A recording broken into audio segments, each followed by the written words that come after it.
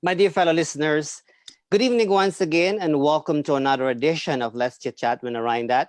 Let's Chit Chat with Narine Dat is a Canadian initiative with a global impact. There are a few different ways to listen to us. You can listen to us on the regular dial, that's the radio, 102.7 CKMS FM. You can listen to us on TV as well, for those of you who have the Rogers digital box. And of course, we are live streaming our chit chat, so do take the opportunity to share our page.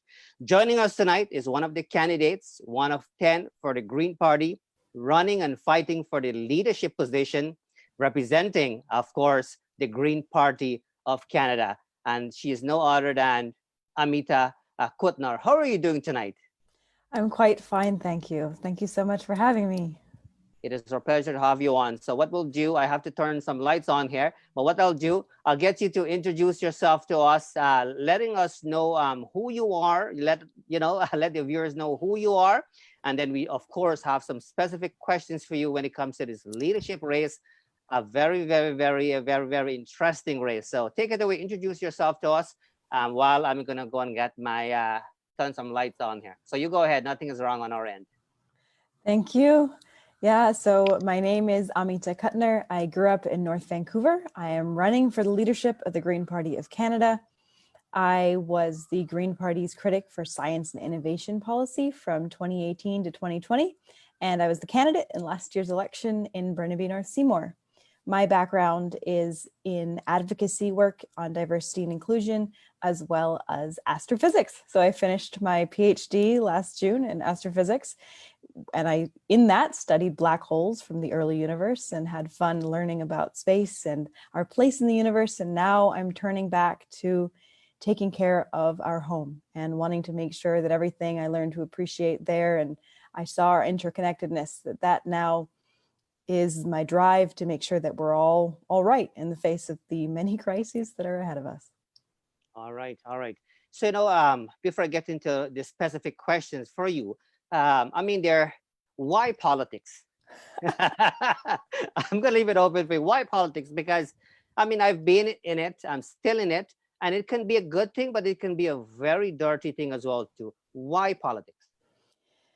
Oh, yeah. Why politics? It's a great question because I in no way expected to be in politics at all, but everything that I've been through, it really became a necessity.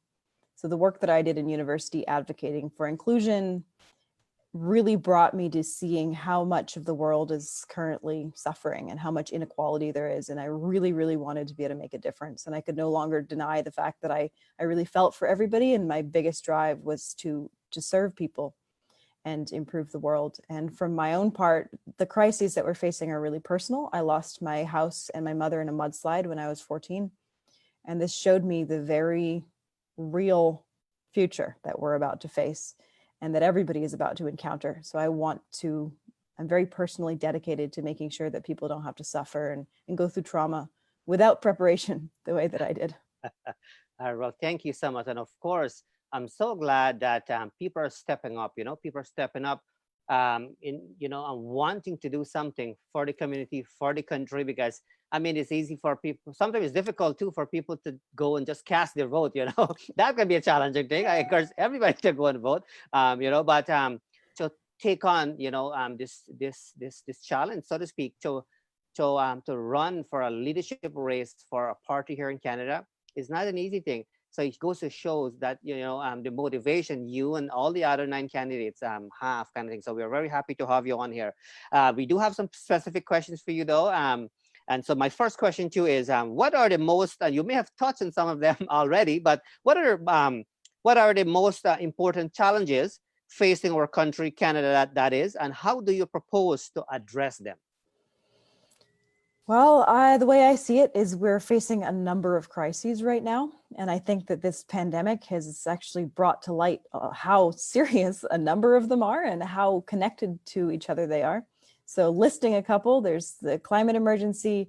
I see also a mental health crisis which definitely relates to drugs and addiction issues, which I think we should approach in a very compassionate manner. And also the crisis of inequality and inequity, the fact that so many people are living in such a precarious way that even a little nudge to our society could send so many people over the edge. And the other part of my background is actually in tech policy.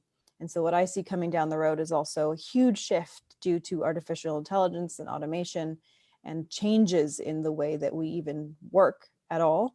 And so all of these things put together kind of leave us in a very interesting place. And the future can be something amazing or it could be something dangerous. And our solutions to these things are going to be complicated, but I think the most important part is to look at them all at once and to approach it from a very on the ground community-based level. So what are the direct impacts? What's climate going to look like? Let's talk about the overall solutions at a federal level. Let's talk about carbon pricing and regulating industry, but let's also talk about how we prepare every community. So what are we doing to respond to a health crisis in a way that we're taking care of people? How are we giving people housing? How are we making sure that that housing is resilient to weather impacts that are coming with climate? And with inequity, how are we managing to address that in a very justice-focused way as we move forward with the other crises as well? And I think all relates to it coming forward to as well with technology, with the pandemic, because I think going forward, we're likely to see shifts happening pretty quickly. So we want that fast response for the government to just make sure there's a safety net. And then we can talk about building a new economy in the future. All right. Thank you for nicely responding to that question. Very much appreciated. I'm pretty much sure that our viewers and listeners will appreciate your response to them tonight, because obviously, they will be looking keenly and make an informed decision, because they have some tough work ahead of them. That's for sure. My next question to you is, what will you do over the long term to ensure healthcare access for all Canadians? This is a really important one to me, especially given my family's experience with the healthcare system. After the mudslide, my dad was severely injured. And so we watched him go through the healthcare system and on a number of fronts. So both emergency medicine and long-term care, and also dealing with mental health supports. And what I've found is it's very lacking, and for a lot of people hard to access. And it differs, of course, across the entire country because it is different, run by the provinces. But I think we need to institute a very, wholesome, comprehensive look at health, where we're taking into account things that we don't usually consider. The fact that mental health, as well as dental health and kind of everything, contributes to our overall well-being. And that is not just, of course, about happiness, but about how well we can do our jobs and contribute to society. So there definitely needs to be a look at that and getting back to the essentials of making sure that people are well, and it's not just providing services. And in terms of areas that the federal government can bolster, guaranteed a service in many different places, data sharing across the country so you can manage to move from place to place and still have access, and also dealing with inequities there. So access is not equal for everyone. And there's definitely a federal component to ensuring that access to healthcare is equitable and safe and reasonable, and making sure that we have a standard of care. All right. Thank you so much for that response. Next question for you. We have to move along, because we have some fun questions for you too, but we want to make sure we get the core questions out of the way here. So it's going to get easier, I can tell you that for sure. The next question for you is, what will you do to support a vibrant economy throughout Canada? There's so much to do here, and I'm really excited about this possibility, because I think this is the perfect moment to pivot away from the conversation of always growing our GDP to growing our well-being and focusing our economy to how our lives actually work.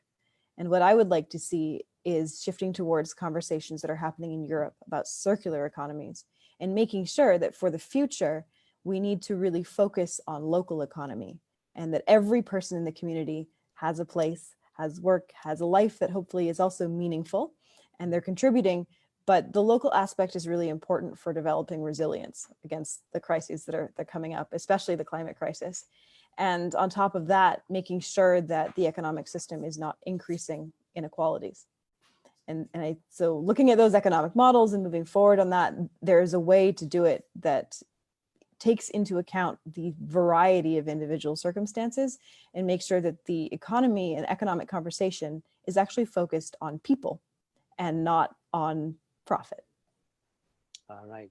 So I like how you said that, because that's one of the reasons. I'm not sure if you recognize the slides or not, but on one of the slides I put, people before profit. I always believe that, we really have to pay keen attention to the people. So awesome, I like that. So this next question, I'm very much interested to hear your response towards this question here, because I work in employment here in Ontario, and I always have the passion to work along that line, because when people finish college, university, or even come from a different country and so on, people are seeking meaningful jobs and all of that. It's not uncommon for people to try to find a fit.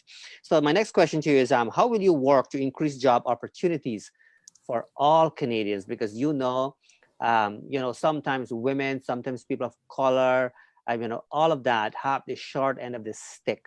And as a leader, who will be representing the country, the possibility exists. How will you make sure that that happens, so that people can feel a sense of, fairness and all that?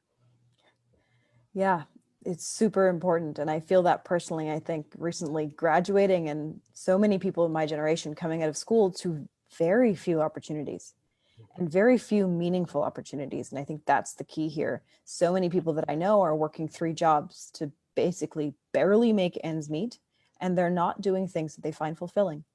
And that, I think, is where the conversation needs to go. And especially with the threat of artificial intelligence and automation in terms of overhauling jobs. So we're looking at the potential of losing 50% of the current workforce. We have to look into how we have this directional conversation. What do we want to be providing for people as options for work? And the way I generally phrase it is, you look out at the world, are we happy with this? Is everyone good? Or do we have more work to do? And I kind of see, well, we have a lot of work to do. So clearly there are places for jobs, and a lot of it has to do with providing education and training programs for people, but also monitoring job sectors to see, well, what do we need more people to do? And making sure that people are actually given the opportunity and option to be educated or trained for the things that we actually need. And I think in this also, there's the concept of perhaps moving a little away from profit, but more to what we need in terms of what will bolster our society and our communities, like caring for one another, for instance, and working on health, because those aspects, as well as, the arts, are things that really define what we can be and where we hope to go. And investing in those will pay off, I think, in not too long. All right, excellent. Thank you so much. So the next question for you here is, in building, it's kind of along the same line, but slightly different. In building a vibrant Canadian economy, would you consider reforming tax policies, addressing income inequality, or something else? Yes to all. Why not? Yes, do everything. Yeah, do it all. Yeah. We need to address a lot of different aspects, and I think that's because we are in a crisis of inequality, especially socioeconomic inequality, but also in a number of other areas. There's inequity. You mentioned access for women and people of color, and I think there's a lot of intersections there, and people just do not have equal access. So I completely want to reform the tax system to take the burden off people who are quite low income. I also support a universal basic income or guaranteed livable income type supplement. I think that's kind of actually a more temporary measure until we move to the further democratization of work and economy. I would like to see us have more power in that as individuals, rather than it just be something that's given to us, but it's absolutely a necessary stepping stone. And then, other pieces as well in terms of tax system, making sure we have a high marginal tax rate so that people are paying their fair share higher up. And right now we actually don't have very many high tax brackets. They kind of level off, and we don't change anything if you're making a lot of money. And I'm also interested in stuff like a wealth tax and kind of a cap on how much money you can have. And this in a way that does not at all take anything away from most people, because most people at this point are struggling and there's no reason to take from them. And we do need to have a rebalance. And we want the ability for people to seek personal prosperity, but personal prosperity, you don't actually need a huge amount of money in order to be in a place that is beyond comfortable. Absolutely, for sure. Thank you. This is interesting. These are all important pieces, and we need somebody somebody. I'm not sure who that is, but we need somebody to look into all of these pieces, And I think that's one of the reasons we're having this chit chat. And we so much appreciate that you took the time to come, because just by us having this chit chat here, there are a lot of people will be kind of really thinking a lot of, different pieces, because we are reminding them that, these are all issues that needs to be addressed somehow by somebody. All of Mhm. us, I don't know. Anyways, maybe you, because you're taking time to use the approach. So this next question is a very touchy one, very interesting one. I mean, we don't have to go too deep in it, but I think it would be wise for us to at least touch on it a little bit, kind of thing. As an immigrant, I don't necessarily feel like as an immigrant anymore, because I've lived most of my life here in Canada. So I consider myself, Canadian. I'm Canadian, but we never forget home and all of that. So my Mhm. next question to you is, what, if any, steps will you take to reform current immigration policies? Yeah, I have some strong opinions about this. So my parents are both immigrants, and so I'm a first generation For generation. Canadian, and there is a responsibility to me too, as looking at Indigenous sovereignty and rights and sovereignty, and my responsibility having the privilege of having to be able to have my family settle here, and I think that's an important piece always in conversations about immigration. But really, I would like to see, well, one, actually having the right to citizenship be enshrined for Canadians, because it currently is not.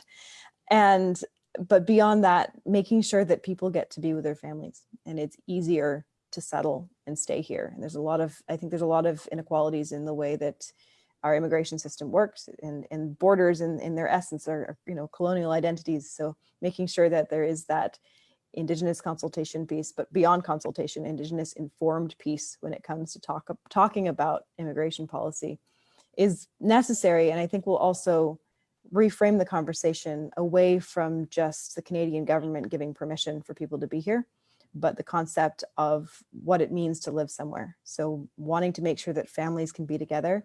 And then also when people come here, they have access to be certified in with the expertise that they bring, so that they can contribute immediately rather than having to work other jobs, for instance. And the part about making sure that people's families are together is also related to just having Canada be a home for people. Because as we're going to see with the climate crisis, but also because of a number of other things across the globe, we're going to really need to be responsible for giving a home to people who are refugees or fleeing oppression. And we have the privilege to be able to do that. And I don't think we should be afraid. We should just be ready to make space. And we can improve our society and our economies to really be benefited by everyone that comes here. All right. Thank you so much for that response. Very much appreciated. I want to remind people that they're listening to Let's Chit Chat and Narine Dat. Keep in mind, there are a few different ways to listen to us. You can listen to us on the regular dial, that's the radio, 102.7 CKMS FM.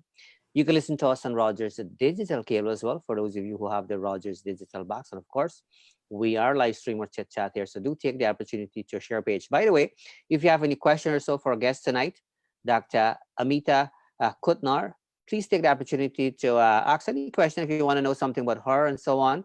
And because we are looking at a possible, a future prime minister for Canada, right? The possibility exists. And so I like to keep it positive here kind of thing, because she's running for the leadership race to represent the Green Party. And what that means is that whoever wins that race has the possibility in becoming, the prime minister for Canada. That's the reality, right? Things have changed. Now people are looking at things differently. So for me, anything is possible now. So if you have any questions or so, you would like to know her more, because she is, one of the candidates, please do feel free to ask a question or two, and we'll see if we can squeeze it in during our chit chat here. So I do have another question for you, of course. So let me just pull this up. And then we have some more fun ones as well, too, because we want to make it fun. Like I said to you, it will get easier, but it will be nice for us to address some of the core pieces, because as you know, everybody are in different situations. Some people will be keen on immigration. Some people will be keen on the jobs and so on. Right now, I can assure you a lot of people are keen on the job. A lot of people are out of a job and so on. So these are all important, chit chat we are having here. No question about it. So my next question for you is, what steps, if any, should be taken to reduce gun violence here in Canada? I'm a weirdo, I should mention. just in case, because we do have people watching out of Canada as well too. We are pretty much good when it comes to the gun violence and so on. But for me, one life is too, it's too many, so to speak. Let me put it that way. So that's one of the reasons I just thought, let me mention that. And sometimes things get hidden and it doesn't always show up and all of that.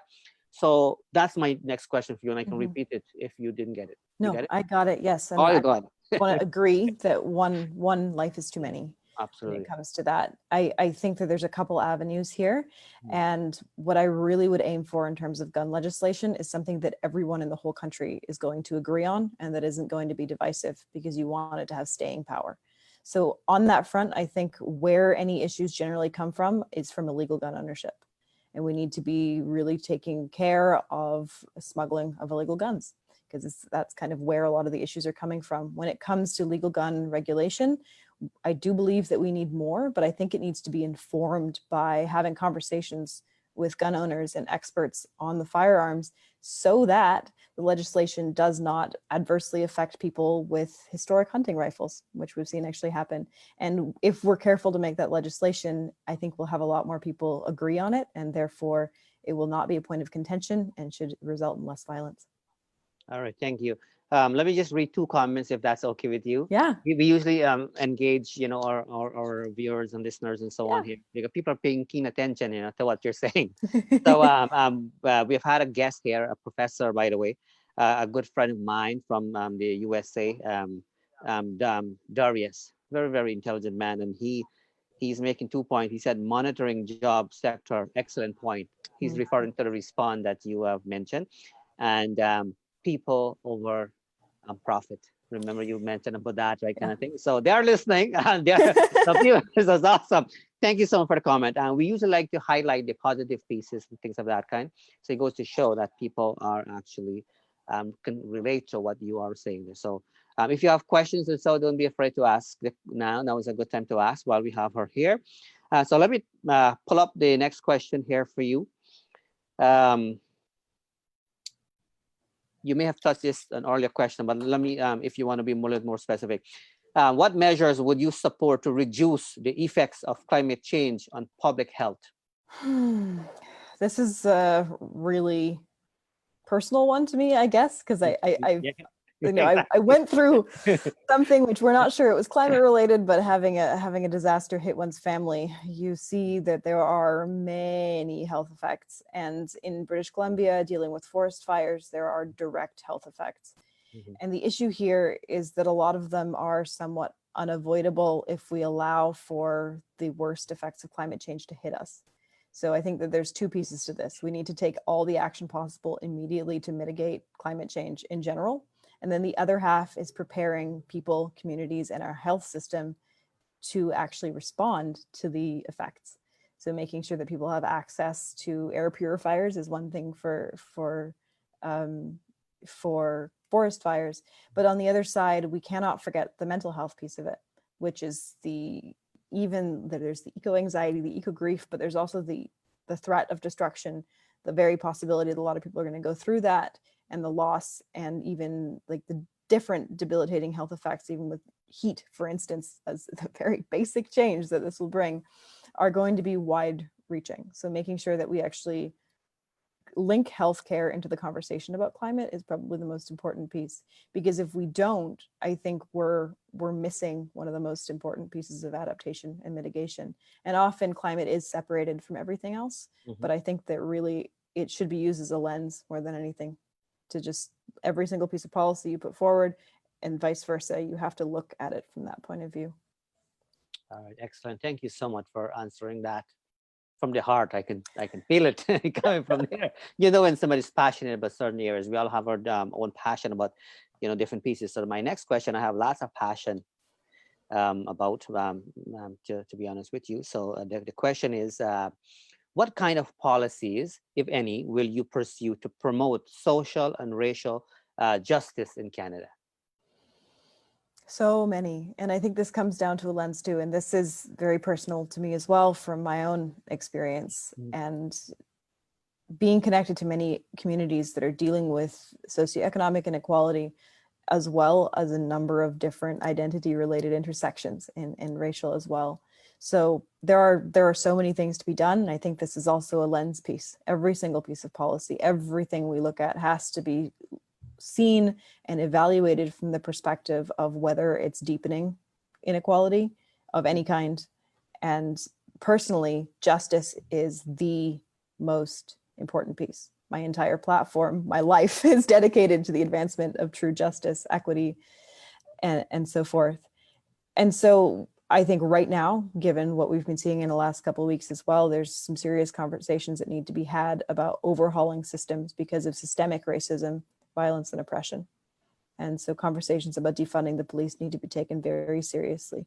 And there's a number of things like that, but generally every single system we have in government and in society right now has systemic problems, is systemically racist and oppressive in some way or another. And that's clear for me personally, and it's clear from the people I know. So that one is a big one. And there's going to be specific policies to be worked on in every single sector. Okay, thank you so much. Thank you for taking the time to respond to that question. I know these are all, heavy topics and all of that. But like I said to you, we have a few more, and then it's going to be lots of fun. It will be more of you as a person and all of that. But it's nice to have an idea as to, what you will do if you were to get elected, because this is a big deal. This is a leadership race for, to represent a party here in Canada. And of course, election time, there's always a possibility the way I see it, especially now, because who would have thought that we are going to face with this coronavirus and everybody's kind of scattered all over the place and all of that, right? So for me, anything is possible. And so I always believe that the unexpected, we should expect the unexpected. So don't feel that you can never be a prime minister for Canada. So, so just always keep that in mind. I am looking forward to the very real possibility. Yes, right. So so let's keep that in mind, because things change, people change, all of that. So my next question for you is, what, if any, specific steps will you take to address inequalities facing women in Canada? I just wanted to ask you that specific one because women are still, in my opinion, I work in social services, still getting the short end of the stick, so to speak. Absolutely. And in my work in physics and astrophysics and getting my degree, I ran an organization called Diversity, or it was a diversity and inclusion organization called Women in Physics and Astronomy. I'm literally coming out here, tripping over the words. Yeah. Go ahead. And what was interesting about running that is I think I actually got a very particular look at the intersections of it as well, and how often, we just look at inclusion of women, but we cannot forget at the same time that there's gender diverse people and trans women who are included in that category that have specifically difficult times. And then there's, all the other pieces to it. But it's absolutely clear that there's prejudice against women in pretty much all of our systems as well, especially so women, and I have to add gender diverse people. And so addressing it is going to mean looking systemically at everything. And it's very apparent in healthcare. We know that women are not treated the same. Their pain is not actually believed. And that's one particular example. Same for job opportunities. It was really clear in the academy that when people evaluated resumes or applications, they did not take into account systemic issues. But even to start out with, people did not read, like once they saw the name of somebody and it was obviously feminine or something, they would evaluate it differently. So there's a lot there. Many things are societal, but we can absolutely put in place programs of both kind of helping people understand that this is still an issue and educating people in general, and then also providing the support and the training to women and gender diverse people to help them become resilient and get forward in their lives in a way that can combat, unfortunately, that's still very present prejudice. All right. Thank you for that response, by the way. Yesterday, I've had a good friend of mine, who is very strong when it comes to the academic piece, Mahendra, that is. And so he was talking about the importance, of education and all of that. And I share a little bit about him, to him. about our education system here in Canada. It's fairly good, but as you know, there's always room for improvement. There's no question about that.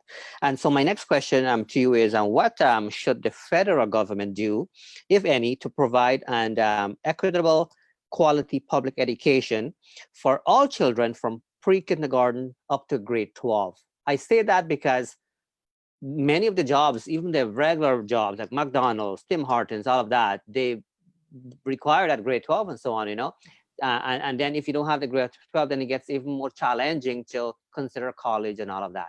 So that's one of the reasons I kind of stopped at the grade 12. Not that college and university Yeah. is not Yeah. important, but I guess this will set the foundation, if you know what I mean. Yeah. And a good education, I think, is one of the main foundations of a strong society and strong communities, and a driver of progress. The trick on this one, of course, is that the education is a provincial matter for the most part, but that does not mean there aren't things that we can do at the federal level that will help. And I think the importance there is about equitable access to good education. So we can have standards in at the federal level that make sure that people have good access, and also, funding and support for training programs to make sure that there aren't added inequities in the education system itself and in teaching. And beyond that, ensuring access. So for many people, depending on their background or even their location, say in a rural area, having access to internet, for instance, is necessary now for education. So making sure that people have access to that will be good. And I want to add on this education piece too, of kind of the importance of youth and youth inclusion, because I think that in those years, it's the best time to get involved in politics and to understand that we can actually shape our world through it. And on the gender diversity question, I had the honor of attending an event last year where it was about the youth lens on what to do on gender diversity and supporting women and gender diverse people to get to equity in Canada. And they had a book of having just sourced from youth the ideas and the policies necessary. And it was amazingly complete and basically everything that we need as a starting point for policy. So I think that folds into the education piece, because if we are providing good education, we'll also get a lot from our youth in terms of how to have progress in our country. All right. Thank you so much for addressing that. I just have one more core question for you. And after that, it is all fun question, more for us to get to know you more as an individual. Of course, it's nice to have an idea as to what, you will be doing for the country, so to speak, if you were to be elected, because the possibility exists because the race is still on, right? So people would like to know, because, and then of course we'll take the opportunity. So hang in there, guys. We'll definitely take the opportunity to give you specific information as to how you can vote and all of that. I know you need that, and we'll make it easy for you, so not to worry. So my next question for you here, the last core question for this chit chat here is a fun, interesting one, because it's, of course, it is related to this whole election thing here in Canada.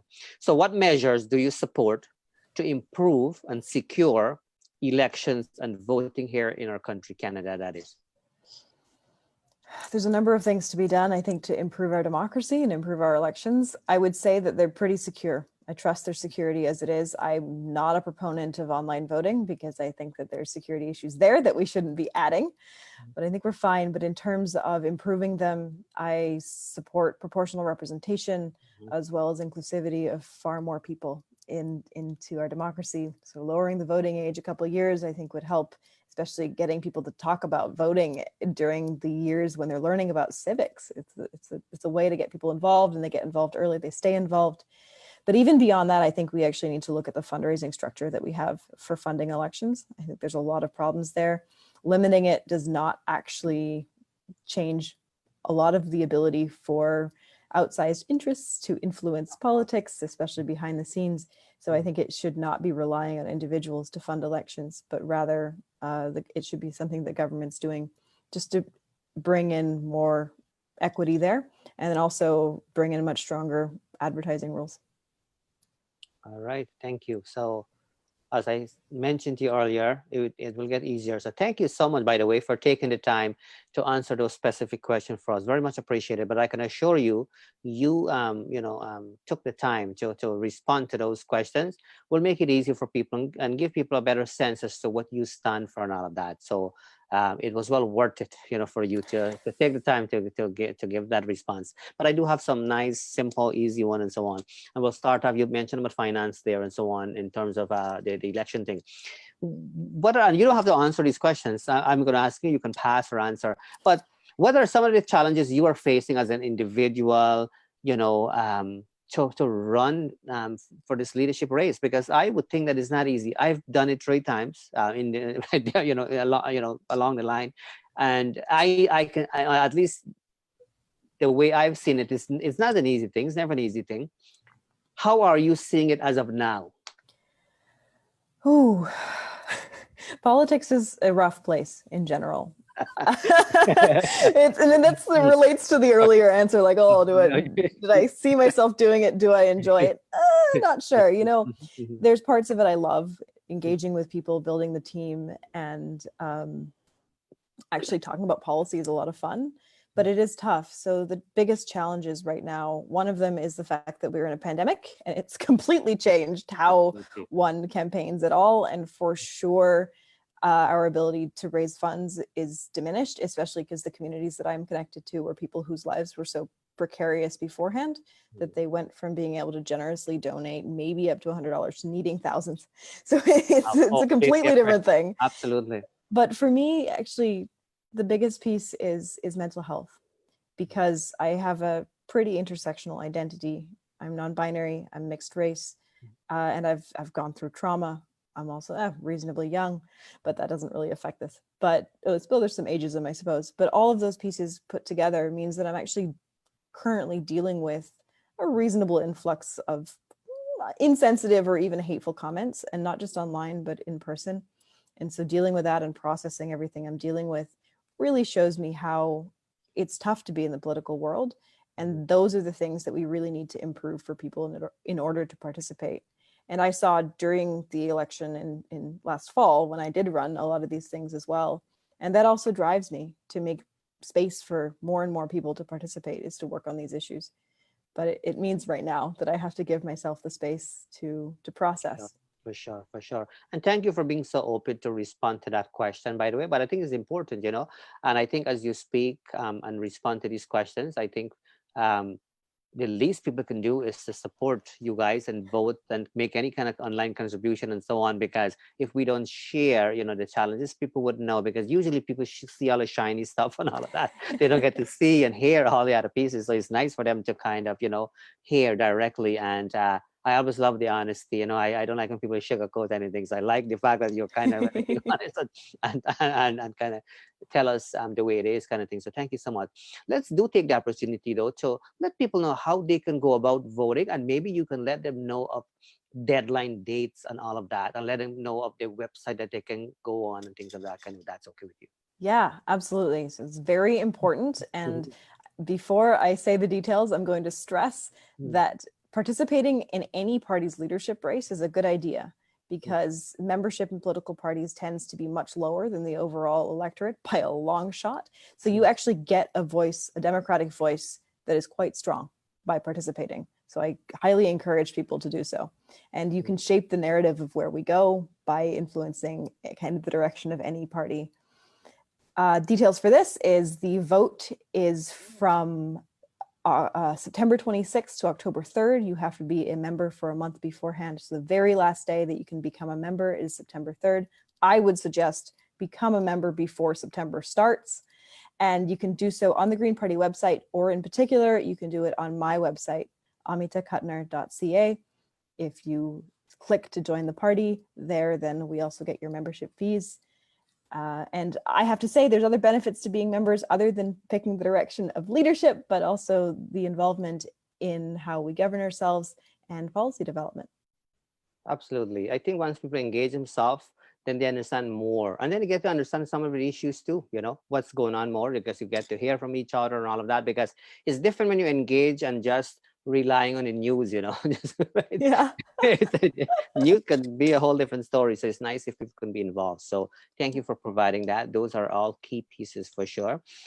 So obviously, what you're doing here is a very special thing, because not too many people can do what you're doing, to really take that initiative I'm not sure if you're realizing, but I hope you are. But to take that initiative and say, you know what, I'm seeing issues here, and I'm seeing opportunities where I can contribute, meaning you, right? And so, what will it mean for you if you were to win this leadership race? It would be a huge honor to win a leadership race. And I think it comes back to why I'm doing this in the first place, and that's impact. And it was a tough decision to run. Mhm. And I really ended up doing it because a lot of people asked me to. And they said, you're the spokesperson that we would like to have to make the space for us and to really address, I think, the fundamental issues. We need transformational system change, and being willing to confront all the systems as they exist now and call them out for how problematic they really are. And in a way, it's a small revolution. It's a non-violent revolution, but that's what it's about. So to win would mean that I have the trust of a lot of people to to to lead. But more than anything, it's already a matter of representation. So it's the great honor of representing and being able to bring a lens of ecological wisdom, of compassion, and of building a society where no one is left behind, and we can dream wildly again, perhaps a little bit towards space as well, as my own preference would be, because I'm an astrophysicist. But it really is, it would be an honor and a great, amazing gift of an opportunity to help shape the narrative, not just within Canada, but globally, about where we go as a civilization. And thank you for the response. And thank you to Pamela. This viewer who's watching right now is saying, I wish her all the best and good luck. So people are listening, and they're wishing you well. So it's nice to acknowledge, all of the pieces. I always take opportunity to acknowledge the good things because it's so easy to go the other way. That's It wishing, is. right? So anytime I see an opportunity with something positive, I say, okay, I have to highlight that one. You know, um, so again, let's say you were to win this race, what will be the first thing you will do? So for example, in the last federal election, the Green Party, of course, as much as they would have loved to, do better in terms of number of seats and so on, that the Green Party, there was a lot of momentum there and all of that. What will you do actually to kind of keep up that momentum, with the hope that the party will grow and grow and grow and all of that? Because ideally, that will be like one of the key things. I'm assuming the leadership person will have to do, right? That's the whole point.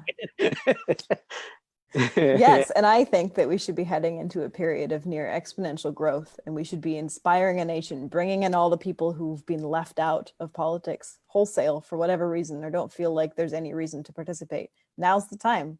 Now is the takeover, where we restore our future possibilities to something beyond the little pendulum swing that's been happening for so long. And it really is the perfect moment to do that. So my priorities there are multiple fold. One is absolutely digging into having a messaging strategy where we can connect with every single person and talk about what our future looks like together. And other than that, it's that we're a grassroots party. We build on the ground. So making sure that in every community we work on outreach where we're actually talking to people and finding out what matters and how we can help. And the point there is that we care about building that future. It's not about political power. So we want to help on the ground in every way. And so I want to provide and help the party provide the resources necessary for us to start doing that work on the ground. And then the third component would be to work on our own issues, challenge the structures of the government and of partisan politics in general, and political parties being, colonial entities, being oppressive entities, and start to make sure that everybody feels welcome, safe in the party, and a sense of belonging. Yes, and you kind of mentioned, you respond saying some important pieces. You talk about a sense of belonging, and you want people to feel part of something, right? And all of that. Those are such of a normal, like a basic thing, that people need really. Because when you think about it, I mean, nobody's perfect or anything of that kind. But when you think about it, um, when you're in a leadership role, you're pretty much representing everybody, whether or not if the voters supported you or not. Especially if you were to, of course, there are different process. I get that, but ideally, the possibility exists. So if you are, let's say you are the prime minister, let's say you're technically representing everybody here, and so everybody wants to feel as if like, you know what, they're being heard, all of that. The one thing I don't like from politicians, I'm saying this, I'm hoping that you and everybody else, the candidate, probably can learn from this, is that there have to be like a two-way communication. I never like to receive, and no kidding, I don't like to receive an email, and if I'm trying to respond, it says that I'm getting this automatic response where it says, you know, nobody's monitoring this email. Then I'm saying to myself, like what is this? Like, you are telling me one thing, support you, and I'm trying to respond to you. I want to support you. You're telling me. So I'm thinking that we really have to find a way to improve it that way. Because for me, when that's happening, I don't feel connected. I don't feel as if like, okay, well, you know, the politicians care about the people, kind of thing. So I just thought I share this because you kind of touched on something important. So if there are ways for you and whoever happens to be the leadership role body, those will be things, you know, for you or whoever wins to take into consideration, because it is extremely important. Yeah, I'd like to speak to that because you Absolutely, touched, absolutely. that's super important to me, and actually comes down to part of why I think I got involved in politics at all, which was this frustration of government and political representation being pretty useless. Mhm. Because I, as a person, would like to be represented, and we're supposed to have a representative democracy. And yet what it seems like is all our MPs, for the most part, are representing government to the people, or representing their party to the people. They're not taking the voices of us to government, which is what it's supposed to be about. And the Green Party really does focus on that basic concept of representation, of trying to find out what the community needs and advocating for it. And it that also touches on my really big frustration with partisan politics in general. It feels like a club. It feels like, oh, you have to be on one side or the other. There's always some sort of division. And I'm done with that. You know, this is a movement to change our world. We want that representation. We want to be part of the conversation. And that what it needs to be about. It can't be about telling someone else they're wrong, or saying, you know, if you like them, that I don't like you. It needs to be about community building and movement building. Absolutely. You know, I sent, I wouldn't mention specific names here, but you brought up a good point, and this is an important chit chat we're having here. I sent an email on the 13th of May to one of the MPs locally here in the region of Waterloo, and I'm still waiting for a response. So today I end up sending them, I just forward back and I said, I'm still waiting for a response. So those kinds of things is not encouraging, you know. And so the reason why I'm adding to the chit chat here, because I want you to know that this is how people will feel if they're trying to reach out to you guys and they can't get a hold. Because I mean, when people send an email, you know, and I'm not saying that, you know, the role, what you're doing right now, especially being a candidate, and I get it because you're probably trying to balance between so many different things, of course. But if there's a way to really respond to people, at least acknowledging, you know, and say, well, I cannot really help you, but why not, you know, try John, and whatever the case may be, stuff like that. So those are key pieces, you know, something to really, really consider. I cannot emphasize in it, you know, more than that, but that will be key, and it's going to be good for you and all the other candidates to really listen to this piece careful, because I'm sharing you with what I'm hearing from the people, you know. Because if people are reaching out and they can't have an answer, because for example, and I'm going to say it openly here, and this is more for a booster to assist the other candidates. I reached out to all the 10 candidates. All 5 women responded back to us here. None of the male candidates responded to us. That doesn't ring a good bell to us, because if you cannot respond to us now, what kind of leader will you be, really? This is important stuff, eh? So this is not me supporting one candidate over the other. I'm just sharing with you. We sent emails to all the candidates. I'll repeat it again. None of the males candidate wanting to represent the Green Party responded to us. Doesn't make any sense at all. And so something people have to really take into consideration here. And it doesn't work like that, unless if some people feel they have special privilege. I don't know. But I just thought I mentioned that kind of thing. So thank you for taking that, thank you for responding to me there. So another question for you. You mentioned earlier about, negativity and all of that, things of that kind. And we know how challenging it can be. We see it all the time, especially with this whole social media thing. Is easy, and some people feel as if they're entitled to give their 2 cents, if they're not agreeing with something, or whatever the case may be. How you, as an intelligent person, you mentioned a little bit of mental health and whatnot, but how you handle it actually, because people are watching. Younger folks, I know you're young yourself too, but younger folks are watching. whatever you say here tonight will really make an impact and motivate them, because some people probably don't know how to handle it. Not everybody has a PhD, not everybody done courses or went to seminar or whatever the case may be to kind of handle all of these pieces. What advice do you have for people, who are really faced with any sort of challenges along that line, or negativity, to be specific?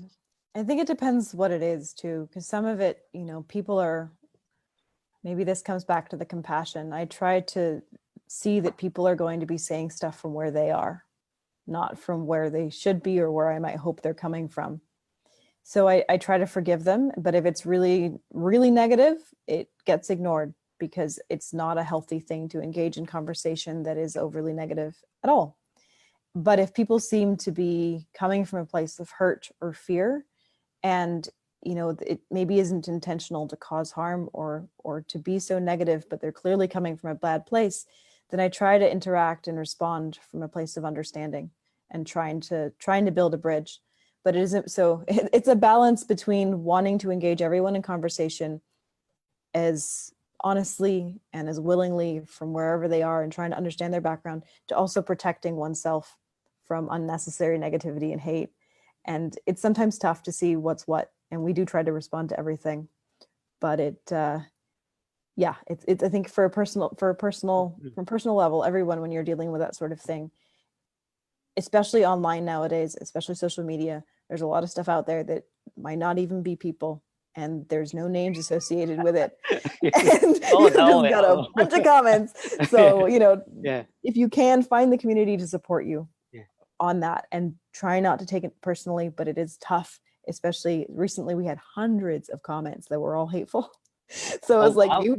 mute, Yeah. moving on. Yeah, it's probably a good thing to do that way. I just thought to ask you, because it is not uncommon to see it, like these negative comments, and I never understand it. But you brought up a good point. It could, I mean, it couldn't be. Sometimes it's not the people who we think they are too. Things like that. So, Yeah. I end up and I end up doing the same thing that you did there, because at the same time we have to make sure that we're not affected by it too, right? Because we are human beings too. We have lives, and we have things we need to focus on too. So we have a choice now, kind of what you said. Do we focus on that, or do we kind of focus on the work that really needs to be done? Exactly. And I think it diminishes our ability to serve. Mhm. If you are having to dig in and feel all the things, or taking time to respond to negative comments, that means you don't get the time, you don't get the space in our heads to actually help people that need it. And just making sure that we do help people that need it, that maybe come from a negative angle, is important. But it took me a while to learn that looking after myself was in fact also part of serving others. Absolutely. I know that's right, because we cannot feed off an empty bucket, as they say, right? So we must Exactly. take, I always say that, so it reminds me that, what, it is okay for us to take care of ourselves. So thank you for that reminder. We all need it. So obviously, at the end of the day, this is a race. I look at all the different candidates, 10 candidates, 10, people with 10 different personality, 10 different people, right? Mm-hmm. Everybody has some uniqueness, though. I always believe that we all are we're unique in our own way. What will be some of your uniqueness, you think? Like, what is it you think set you apart? Because everybody can come on the show here, and kind of talk about, some people can present themselves really, really well and things of that kind. That's one of the reasons we're having like a really nice relaxed chat here now. Like, what is it that, and I know that some of them will be watching, because they're going to see this, because we're going to promote it really, really well. What is it that you have, or what's the uniqueness that you have that sets you apart from all the other candidates, the other nine? Because only we can, people can choose one person. So take the opportunity to speak to the people without the other candidates feeling, because they will have the same opportunity too, without them feeling, a little bit hurt, so to speak. Yeah, well, I want to speak to that actually, and there's no need for the Yes, negativity here, absolutely, because because you guys will have to work as a team at the end of the day. yep, and I want to acknowledge them all. Everybody brings really important skills to the table, and I think they're all going to be really important for building our party in the future. Maybe I will end up prime minister, and I'm going to need every single one of them to be building the party across the entire country. I think To be quite honest, I am the right person to do it, because what we need is somebody that can inspire an entire nation, who understands how to communicate to everyone and who can connect from that place of heart and caring. And where that comes from for me is my lived experience. And right now we're heading into a period of weather and climate turmoil, and that's something I've been through. And I think that that's the connection that I'm talking about, making sure that we have somebody on the leadership stage of the country that has personal experience of exactly what so many people are going to be going through is a really necessary component. And the other thing that I think I bring is scientific expertise. The Green Party has struggled with having a, I guess, picture outside to everyone else that is truly scientifically credible. We get accused of pseudoscientific ideas sometimes. And I think that we need to have a scientist as leader in order to dispel those things and actually move forward to be fully credible and evidence-based. And beyond that, having somebody who understands data and evidence, working on policy and interacting with the other parties at that level is important, because right now, so much of what we're going through is going to need to rely on science. And we have a problem with scientific literacy, statistics and probability and mathematical literacy, all things that I am trained in teaching. And I think that that's going to be also important, not just to have in government and to have elected as MPs, but to make sure that the point of interaction and collaboration, or the leader, has that scientific communication ability. Thank you. Thank you for responding to that. One of the things I'll suggest to you and whoever wins this leadership race here, I personally would like to see more diversity when it comes to the representative, when it comes to MP and so on. There's a big lack of diversity there. And I mean, there's always room for improvement. You know, maybe some people are not interested and so on, but that I don't know. But I'm just saying, what I'm saying here is that, you know, there's that opportunity or room for improvement to really have that diversity. Because I will tell you this for sure, if we have more diversity in there, it is more likely more people will be motivated and wanting to be part of this thing, because they will see that somebody looked like them, kind of thing, right? And they feel that connection there. Or if somebody doesn't look like them, but they're able to relate and connect with everybody, then that will be a beautiful thing. But if you're just, you know, one-sided, or you're just, you know, you whatever strategy you're using and you are missing out other people, it's not a good strategy. I can tell you that. I completely agree. You know, I completely agree with that. And you know, with my experience working on diversity, I have a very particular angle on this. And one of them is the inclusion piece and that sense of belonging, because I think that it goes beyond, you know, I don't like identity politics that much, but the truth is I have a very intersectional identity.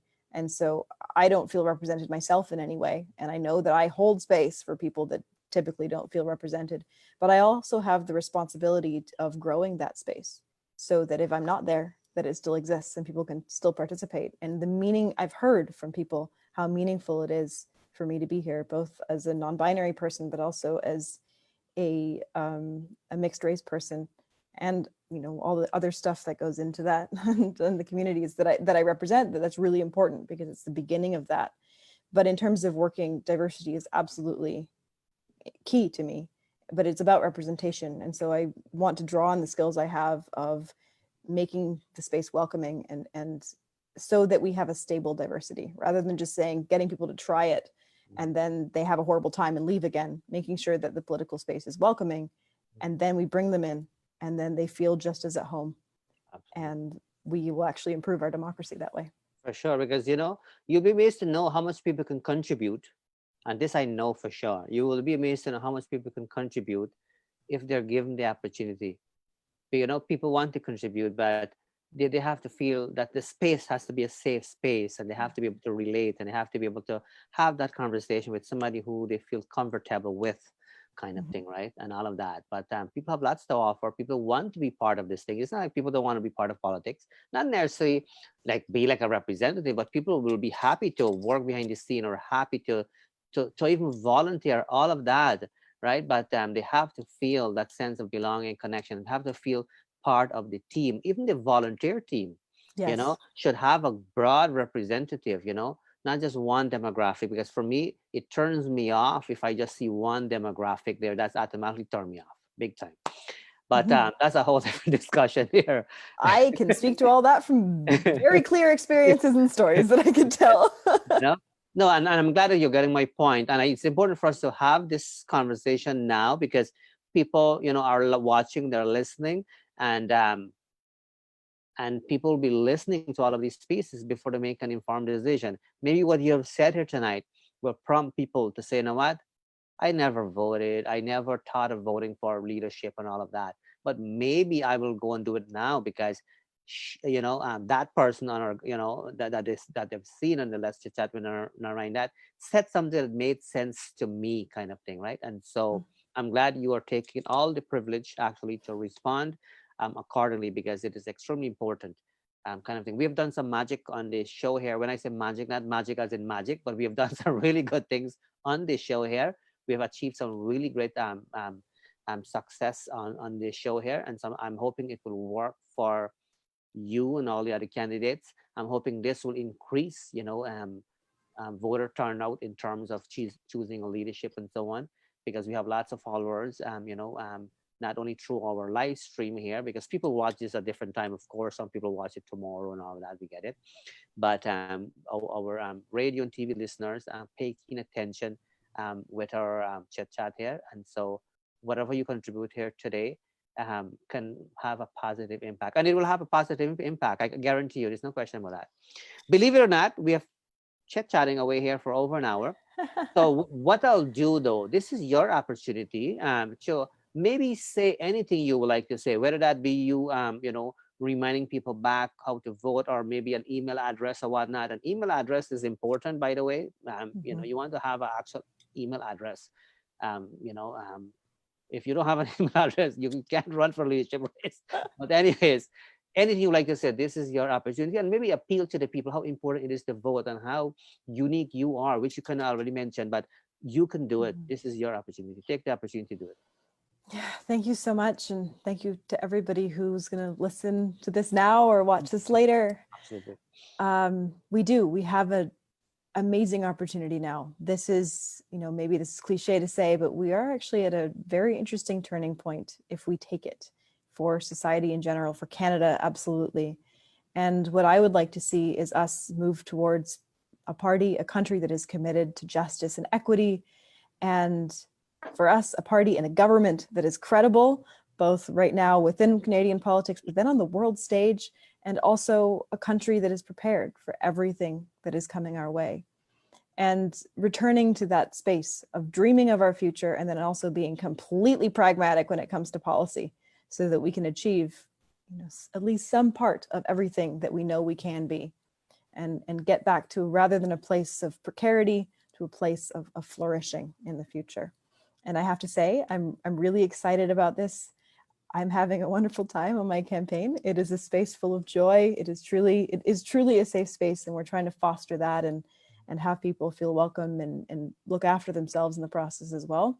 So I invite everybody to join that. You can do that on my website, which is amitakattner.ca, and check out my name. As far as I know, I'm the only Amita Kuttner in the world. So if you search me on social media, I am that Amita Kuttner. There you go. And that's a good thing. I know. And if you do have any questions that weren't answered, or you'd like to get in contact or join, the email to send to is info@amitakattner.ca. And really, this is the very moment we're building a movement to take back our country and our world to be what it can be. And I invite you to join us. Awesome. I'm looking down there. I'm seeing a lot of hearts as you speak. That's because I'm looking at the other screen here. I like to kind of think, because we are doing it, obviously, our chit chat tonight is more for the people to know who you are, what you stand for, and all of that. And it was such of an honor to have you here. Such of an intelligent individual, such of a unique individual. And I personally wish you nothing but the best, but do know that we're here as well. We do miracles here, and so if there are ways as well for us to help you as an individual, has nothing to do with politics. If there are ways we can help you as an individual, we are always here. And so do know that. But don't go anywhere until I give you the okay to leave. Okay. Right. Kind of thing. So, but we are wrapping up now, but just stay there for a second or so. So my dear fellow listeners, as we are approaching the end of tonight's program, I would like to take this opportunity to thank you for tuning in to Let's Chit Chat with Narine Dat. Please do take the opportunity to join us again tomorrow, 7 o'clock Eastern Time. On behalf of myself and our guest tonight, Dr. Amita Kuttner, the only name, as she mentioned, probably there, unique name, which is a beautiful thing. We both would like to join together and wish you a great today and even a better tomorrow.